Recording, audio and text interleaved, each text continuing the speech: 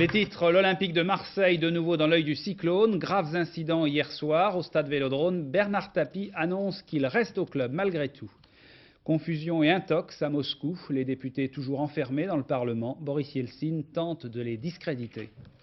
La Savoie paralysée par les inondations. Les intempéries ont aussi frappé très fort en Suisse où il y a eu de gros dégâts et en Italie du Nord où il y a eu 6 morts. Demain, amélioration de la météo, mais très lente. Isabelle Martinet prévoit tout de même que les pluies diluviennes vont se terminer. Et puis le spectacle, Robert Hossein est notre invité pour une nouvelle pièce sur la Révolution, sur Marie-Antoinette précisément. Je m'appelais Marie-Antoinette, c'est son titre, nous en parlerons tout à l'heure. Bonsoir et avant tout cela, une information très importante. N'oubliez pas de retarder votre montre d'1 heure cette nuit.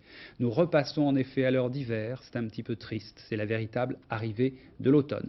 Mais n'oubliez pas pour la montre.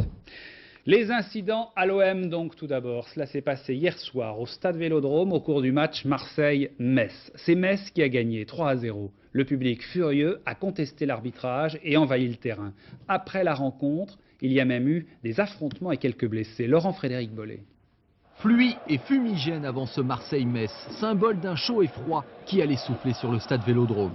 85 minutes après le coup d'envoi, le trio d'arbitres bat en retraite, quelques supporters envahissent le terrain, se frottent aux forces de l'ordre, épilogue d'un match sauvage où l'OM peut effectivement se plaindre de l'arbitrage de M. Anton.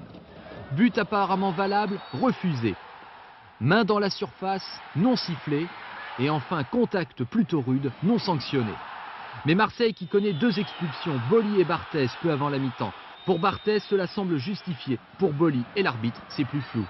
Il me demande quel numéro j'ai. Je lui dis j'ai le numéro 4. Il me dit tourne-vous. Je lui dis j'ai le numéro 4. Alors il pique une couleur, il arrive derrière moi et il me fout le carton rouge. Mais ce qui est très important, d'entrée, quand l'arbitre de touche est en train de vérifier mes crampons, je lui lève doucement la jambe et il me dit de toute façon Marseille c'est fini. Ça déjà, ça prouve quelque chose quand même. Du coup, réduit à 9, épuisé en fin de match, l'OM encaisse donc 3 buts. Une défaite cauchemar, humiliante, ressentie comme une injustice par les supporters qui ont craqué. Et ce matin, l'amertume demeure. J'ai jamais vu un match se dérouler dans des conditions pareilles avec un arbitrage qui massacre une équipe alors que rien ne permet de le faire. Et on peut comprendre le sentiment qu'ont exprimé ces jeunes supporters. Bilan tout de même, 4 blessés, plusieurs interpellations et un stade Vélodrome qui risque d'être suspendu. À Marseille, quelques sourires ne masquent pas l'angoisse de l'avenir. Et comme à Marseille, on a tendance à exagérer, on le sait que les sardines bouchent parfois le vieux port, l'affaire a vite pris une dimension disproportionnée, avec même menace de démission de Bernard Tapie. Celui-ci a démenti en début d'après-midi, écoutez. Si avec mon envie personnelle, je partirai demain. Et je partirai le jour où le club sera garanti de survivre. On ne peut pas avoir fait connaître aux Marseillais, et même au-delà, un club qui en 5 ans a fait un palmarès invraisemblable, unique au monde, et puis leur dire bah, ça ne me plaît plus parce que je suis égratigné et donc je m'en vais. Donc la rupture, elle sera peut-être un jour, mais si elle se fait avec moi et le club, ça sera pour que la durée du club soit garantie, et pas parce que j'en aurai ras-le-bol. Tant que j'aurai un souffle de vie, je vous garantis que je resterai. Décidément, l'OM fait parler de lui. Alors, Alain Escoubet, l'arbitrage a-t-il été régulier au cours de ce match? Et si oui, pourquoi tout ce mélodrame? Le moins qu'on puisse dire, c'est que l'arbitre de la rencontre, M. Anton, n'a pas réalisé hier au stade Vélodrome le match de sa vie. Passe encore pour l'exclusion de Barthez, mais fallait-il y rajouter un pénalty contre l'OM? Boly a-t-il été si grossier qu'il fallait lui aussi l'expulser? Ou encore oublié de siffler quelques fautes messines? Oui, c'est sûr, M. Anton a commis des bévues, le tout étant de savoir s'il y en a eu plus que la norme habituelle et si l'on peut y trouver quelque acharnement particulier à l'encontre de Marseille. Il est sans doute préférable de voir dans tout cela ce qu'il est convenu d'appeler la triste loi des séries. Quand ça va mal, tout craque d'une manière inexpliquée. Et les nerfs des supporters marseillais sont soumis à une telle épreuve depuis le début de l'affaire que ce qui n'aurait pu être que péripétie coutumière a pris à leurs yeux un aspect injuste et tragique. Privé de Coupe d'Europe et de son titre de champion, voilà que l'OM perd un match qu'il doit gagner. Non, ce n'est pas le moment. Et le voilà du même coup probablement suspendu d'un match à domicile et donc privé d'une recette et peut-être d'une autre victoire. Non, ce n'est pas le moment. Et l'on sent monter au fond de nous comme un appel à leur secours. Fichons-leur un peu la paix. Merci Alain. Double sortie de piste pour Alain Prost, au propre comme au figuré. Au figuré parce que hier, il annonçait sa sortie des compétitions, retraite définitive à la fin de l'année. Aujourd'hui, Alain Prost est sorti de la route dans la dernière séance d'essai du Grand Prix d'Estoril. C'est Damon Hill qui partira en pole position demain dans ce Grand Prix du Portugal. Anne Mourgue. À quoi pensait-il donc? Imaginait-il déjà ses lendemains sans Formule 1? Alain Prost avait visiblement la tête ailleurs, peut-être loin, très loin des circuits. Dernière séance d'essai, peu après son entrée en piste. Petite erreur de trajectoire, sa voiture n'a pas du tout apprécié. Alain Prost a suivi les essais en spectateur, il va falloir qu'il s'habitue.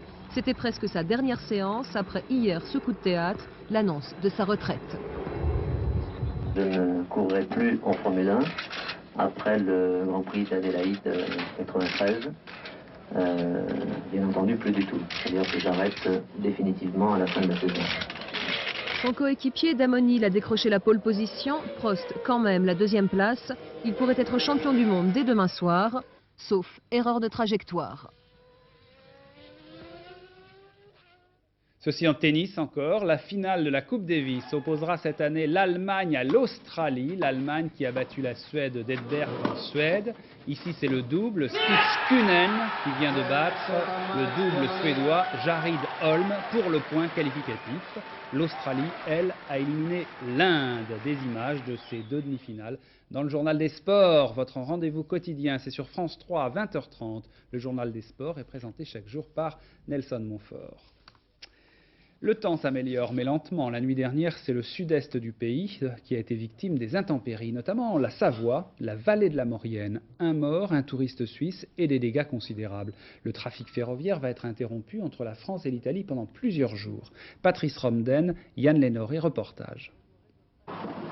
On ne raisonne pas la nature, on s'accommode de ses colères. Voilà pourquoi, aux premières lueurs du jour, les pelleteuses s'emploient à ériger des digues pour canaliser le cours de la rivière. Au nord de Saint-Michel-de-Maurienne, on ne passe plus. Il s'est passé que le torrent qui a son lit de l'autre côté, d'habitude, a complètement changé de lit. Son lit est passé sur la route nationale, ici à l'amont. Il a creusé, vous le voyez, sous la voie ferrée. Hier, à Gros-Bouillon, l'Arc submerge la nationale 6 et ronge le monticule sur lequel reposait la voie ferrée. Résultat, 2 paires de rails suspendus dans le vide. Immobile, ce train de marchandises a stoppé sa course à temps. Les Maurianais, bloqués en aval depuis la veille, se découvrent alors une vocation, marcheur. Moi, là maintenant, il faut que je monte, j'ai des chèvres à traire et depuis hier matin, elles ne sont pas traites. Et là, bon, on essaye de passer comme on peut. Hein. Combien de kilomètres à pied là pour monter? 7 km. Et tant pis, il faut le faire, hein, parce qu'on ne peut pas laisser les animaux tout seuls. Hein. De la boue, des arbres, des rochers de plusieurs quintaux. Mais la rivière charrie aussi un souvenir, celui des inondations de 1957, souvenir qui justifie un autre balai de pelleteuses, en pleine ville celui-là. On croit toujours que c'est la dernière fois, mais ça revient toutes les fois. Là, depuis 57, on n'avait jamais revu ça. Oui, on voit que le point d'attaque de l'arc est le même qu'en 57, c'est-à-dire que l'arc vient buter à cet endroit précis de la digue SNCF. Donc là, on voit qu'elle a tenu, mais il s'en est fallu de peu pour que l'eau envahisse donc la ville. Pour l'heure, la ville est au sec. Ces vacanciers se résignent à passer une seconde nuit chez l'habitant et préviennent la famille. Comme point de chute, on avait Vaison-la-Romaine. Vous voyez, si on est bien tombé. L'humour pour tromper l'impatience. Mais les routiers italiens n'ont pas le cœur à ça. En milieu d'après-midi, ils ont rebroussé chemin. Dommage, la frontière était si proche, à vol d'oiseau.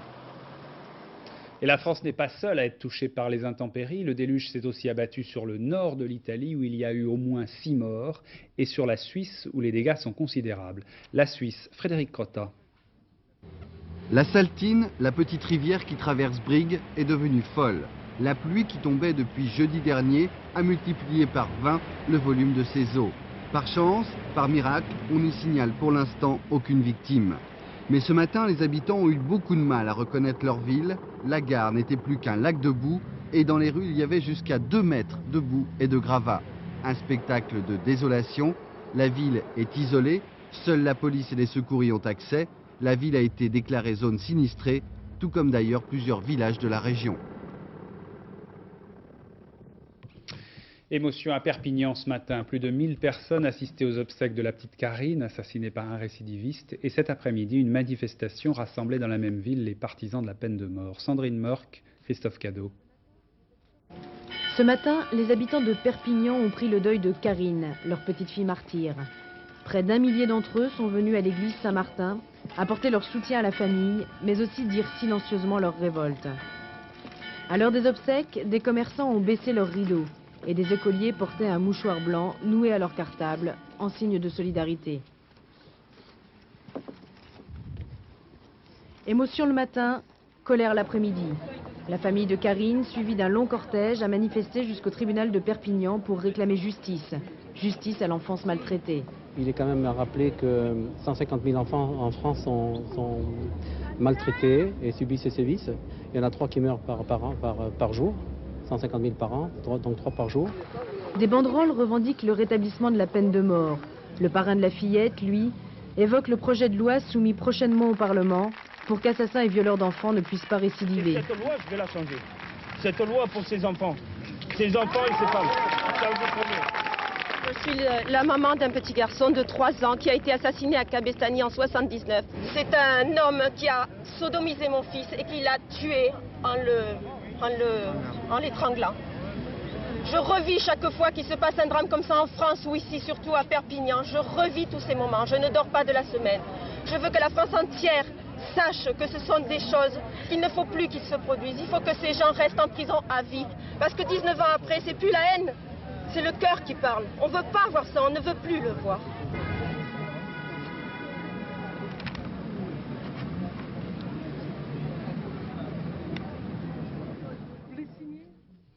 Boris Yeltsin confiant à Moscou, mais l'affaire n'est pas réglée. Un bras de fer l'oppose, vous le savez, aux conservateurs retranchés dans le bâtiment de la Maison-Blanche. Alexandre Routskoï, qui mène la révolte, est sorti du bâtiment pour exhorter ses partisans aujourd'hui. Boris Yeltsin, lui, est apparu à la télévision. C'est plus efficace pour discréditer ses adversaires. Marcel Treillat, Gilles Dobler à Moscou. Montrez-moi le décret qui vous permet de nous empêcher de passer. Appelez votre officier.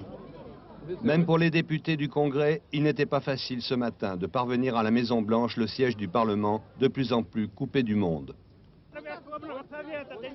Je suis député du Soviet, tu n'as pas le droit. Tout autour, les gros bataillons de la division Dzerzhinsky ont pris position et ils n'ont apparemment guère d'état d'âme. Mais pour l'instant, la modération est de rigueur. Au prix d'une chaude bousculade, quelques centaines d'opposants à Boris Yeltsin vont parvenir à rejoindre ceux qui ont passé la nuit sur le parvis de la Maison-Blanche. Mes amis, merci d'être là. Nous vaincrons ensemble. Mais en attendant, il n'y a plus de courant et on économise le groupe électrogène car le gasoil va bientôt manquer. Ce matin, les défenseurs de la Maison-Blanche ont renforcé leurs barricades qui en avaient bien besoin et ils ont reçu le renfort de quelques Cosaques qui semblent s'être trompés d'époque. Dans l'après-midi, le président bis, Alexandre Routskoï, est sorti de la Maison-Blanche pour passer en revue sa petite armée de quelques centaines de volontaires. Un spectacle devant lequel cet ancien général de l'armée rouge, héros de la guerre en Afghanistan, a dû se dire que décidément, dans la vie, il y a des hauts et des bas. À l'intérieur du bâtiment, de son côté, Ruslan Kazbulatov n'est pas loin de perdre patience. Ce qu'il nous faut ici, ce n'est pas seulement des gens en uniforme, mais de vraies unités militaires fidèles à la Constitution et fidèles à leur peuple. Des unités que les défenseurs de la Maison-Blanche risquent d'attendre longtemps. Dans la nuit, à la chandelle, en petit comité, le général Routskoï ne se faisait guère d'illusions sur le dénouement prévisible. Je me rends très bien compte comment ça va se terminer. Ça va se terminer par cette bougie funéraire sur la démocratie en Russie. Et sur le parvis aussi, la nostalgie des batailles perdues. C'est donc le général Alexandre Routskoï qui s'est proclamé chef de l'État. C'est lui qui mène la révolte des conservateurs, vous l'avez vu. Il a été longtemps le second d'Eltsine. Il en est maintenant l'ennemi intime. Gilles Rabin, portrait. Fini les temps bénis où, revolver sous l'aisselle, Alexandre Routskoï défendait la jeune démocratie russe aux côtés de Boris Yeltsin. C'était après le putsch manqué de 91, il y a seulement 2 ans. À l'époque, les enjeux étaient clairs, les idées parfois simples, mais l'heure était à la fraternité. Personne n'aurait douté de sa fidélité à Yeltsin et à la Russie. Très vite, le général d'aviation Routskoï, abattu 2 fois en vol, 2 fois blessé gravement et fait prisonnier en Afghanistan, découvre que la démocratie est plus complexe qu'il ne l'imaginait. Lui, le colistier de Yeltsin, élu vice-président grâce à lui, se révèle nostalgique de la grandeur perdue de l'Union soviétique et reprend à son compte les thèmes les plus populistes. 2 ans après les jours de victoire, Routskoï se retrouve l'allié de ceux qu'il combattait hier, les communistes, les rouges-bruns et même des putschistes. Son image est brouillée. Le référendum d'avril dernier marquera la rupture définitive. Routskoï parie sur l'échec et se voit déjà président, mais Yeltsin gagne. Dans le parti, au temps du communisme, on surnommait le général la girouette. La girouette ne sait plus d'où vient le vent sur les terres de Russie. Nouveau trouble en Somalie. En Somalie, dans la région de Mogadiscio, la population s'est attaquée en fait au casque bleu. Un hélicoptère américain de l'ONU attaqué par les rebelles. 3 soldats américains ont été tués dans cet hélicoptère. Et à Mogadiscio, d'ailleurs, de violents combats ont fait au moins 6 blessés parmi les casques bleus. La politique française, avec les journées parlementaires du RPR, c'est à La Rochelle, samedi d'observation en attendant Balladur et Chirac demain. Et l'on pense de nouveau au présidentiel. Véronique Saint-Olive, Bernard Appé, compte rendu. Les députés et sénateurs RPR n'ont pas boudé leur plaisir. Sur fond de conjoncture difficile, ils se gardent pourtant de tout triomphalisme, même si jamais le présent n'a paru aussi favorable et l'avenir aussi prometteur à leur leader. Car voilà, le mot se décline au pluriel. Et si Jacques Chirac continue de refuser à voir en Balladur un concurrent potentiel, la stratégie de conquête de l'Élysée occupe toutes les conversations. Et ce matin, c'est Bernard Ponce qui donnait sa recette, Chirac à l'Élysée, Balladur à Matignon, à consommer chaud. Depuis 20 ans, jamais nous n'avons eu entre nos mains autant d'atouts pour assurer la victoire de Jacques Chirac, notre président, notre leader, à l'élection présidentielle. Il faut qu'apparaisse notre cohésion, il faut que celle-ci s'exprime et se manifeste par un soutien sans faille au gouvernement d'une part, à Jacques Chirac d'autre part. Pourtant, les jeux ne sont pas faits. Dans l'expectative, les députés et les sénateurs se gardent bien de s'engager ouvertement. Demain, Édouard Balladur sera là. Au menu, poignée de main, embrassade, appel à la cohésion. Ici, bien sûr, tout le monde est pour, en attendant de voir. L'invité de l'heure de vérité de François-Henri de Virieu demain à midi sur France 2, ce sera Jean-Paul Huchon. Jean-Paul Huchon, c'est le bras droit de Michel Rocard au PS. Il était auparavant son directeur de cabinet lorsque M. Rocard était à Matignon. 10 000 personnes dans les rues de Maubeuge avec voitures de pompiers et élus locaux en tête cet après-midi malgré la pluie battante. Toutes ces personnes protestaient contre les licenciements dans le bassin Sambre-Avesnois, un bassin très durement touché ces derniers mois par le chômage. Chômage aggravé par les licenciements annoncés récemment à Gemont Industrie. Il faut savoir que dans la seule ville de Gemont, le taux de chômage touche 28% de la population active. Le salon de la moto porte de Versailles, en vedette les Japonais bien sûr. Les Européens relèvent tout de même la tête depuis 2 ans. Pas les Français qui restent au stade artisanal. Exemple chez Barigo. Pascal Doucet-Bon, Éric Delagneau. Vroom vroom. Produire une moto française est aujourd'hui une épreuve bien plus difficile que celle de Fort Boyard.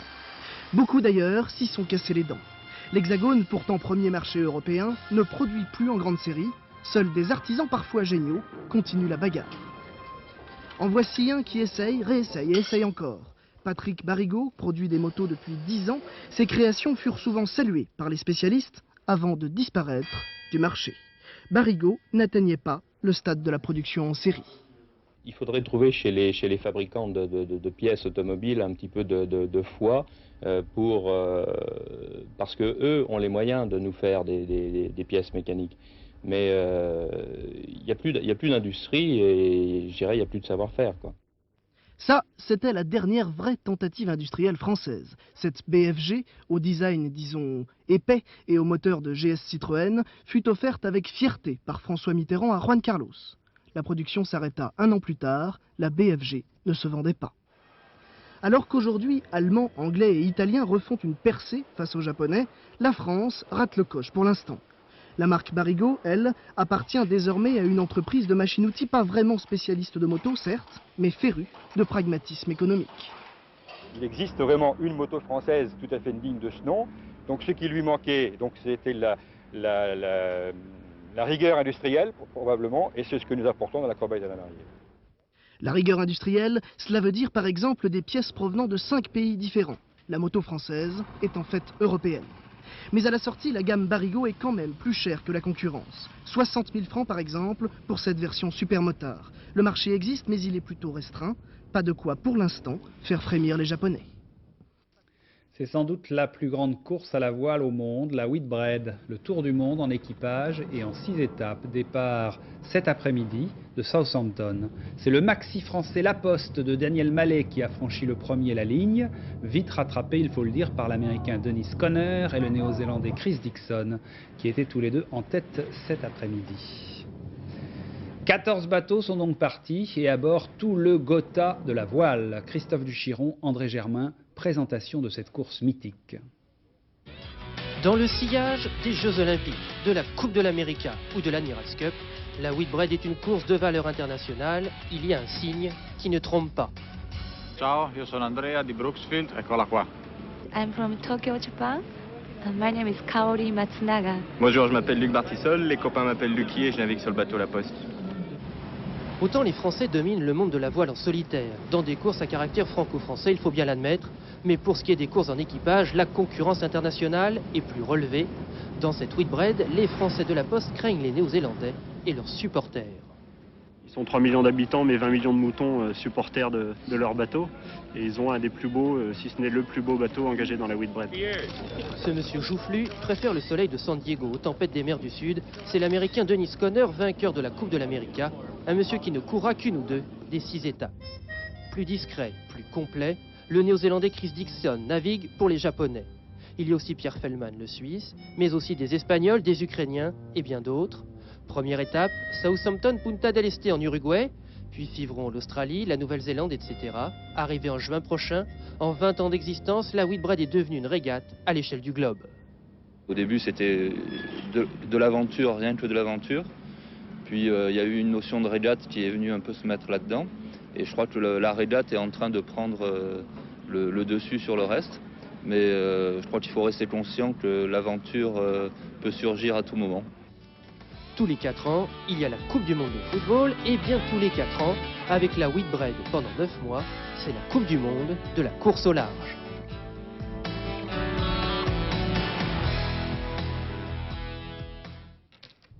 D'un bateau à l'autre, de la réalité à la fiction, de La Poste au vaisseau fantôme. Le vaisseau fantôme, l'opéra de Wagner, c'est un maxi dans son genre. C'est en ce moment à l'Opéra Bastille. 2 noms prestigieux, celui du metteur en scène, le cinéaste Werner Herzog, et celui du Hollandais volant, chanté par le baryton Simon Estes. Georges Bégou, Daniel Lefebvre, répétition. Pris dans les glaces de l'Arctique, le vaisseau fantôme est retrouvé par l'équipage d'un chalutier. Le Hollandais volant est condamné pour l'éternité à errer sur les mers tant qu'une femme ne lui aura pas juré fidélité jusqu'à la mort.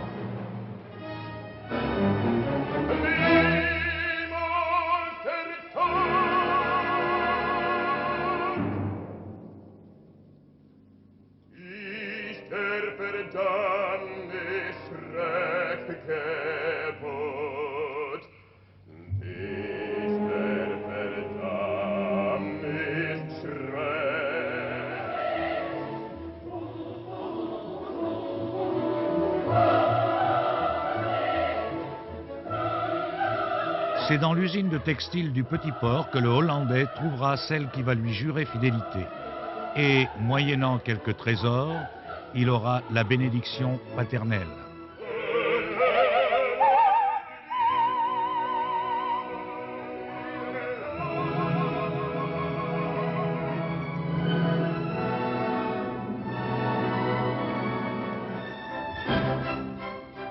Sur le port, on fête les fiançailles. La fin de l'histoire eût été trop belle dans ses réjouissances. La légende en décide autrement. Le Hollandais, se croyant trahi par Senta, regagne le bateau de sa malédiction.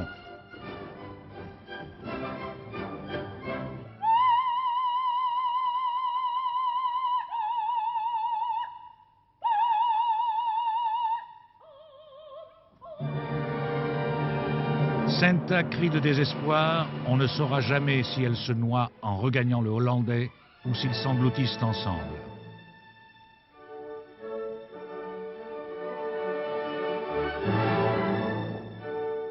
Voilà, d'un spectacle à l'autre maintenant, à partir du 1er octobre, au Palais des Sports. Le spectacle s'appelle « Je m'appelais Marie-Antoinette ». Responsable de ce spectacle, on peut le dire, un homme qui a beaucoup d'ambition toujours et des projets démesurés, c'est Robert Hossein. Bonsoir Robert Hossein. Bonsoir. Alors cette fois-ci, je m'appelle Marie-Antoinette. Alors on se souvient de Danton et Robespierre, on se souvient de la liberté et la mort. Vous aimez beaucoup la Révolution. Non, justement, parce que là, je ne traite pas de la Révolution, je traite d'une période pré-insurrectionnelle, c'est-à-dire après la mort de Louis XVI, essayer de faire l'affaire Marie-Antoinette, c'est-à-dire l'autopsie de toute l'histoire de Marie-Antoinette. C'est pas un hasard si vous montez cette pièce maintenant, parce que ça fait 200 ans juste que Marie-Antoinette... Le 16 octobre qui a été guillotinée sur la place de la Concorde. C'est ça, hein. Donc vous avez choisi cette date. Oui, c'est-à-dire que les auteurs ont choisi. C'est la première fois aussi que pour un spectacle que je monte, j'ai beaucoup travaillé avec Decaux, c'est la première fois, alors qu'ils font la tribune de l'histoire ensemble, ils ont fait La caméra explore le temps, vous vous souvenez?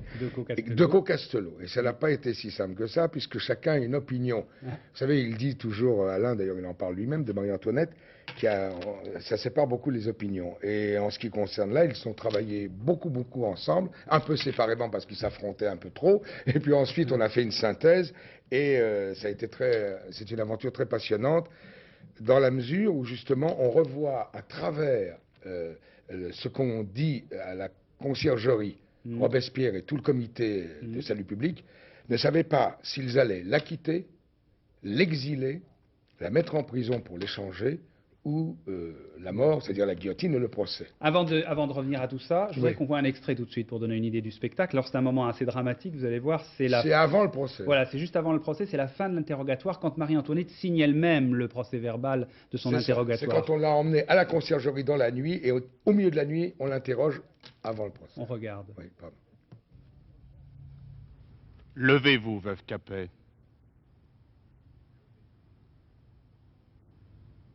Venez signer.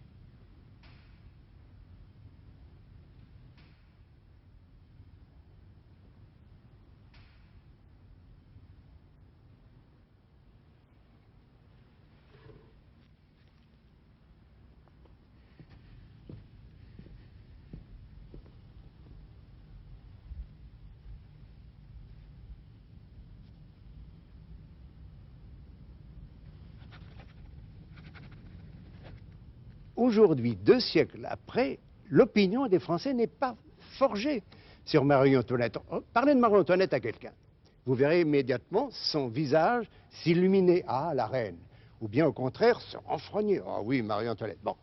Est-ce qu'il n'était pas temps quand même d'aider les gens à savoir qui est Marie-Antoinette?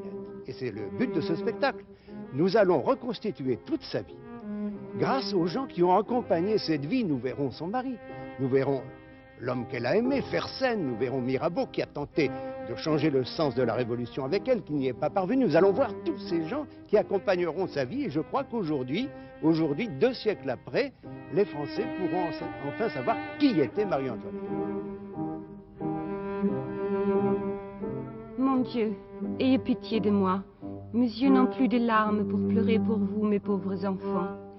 Adieu, adieu.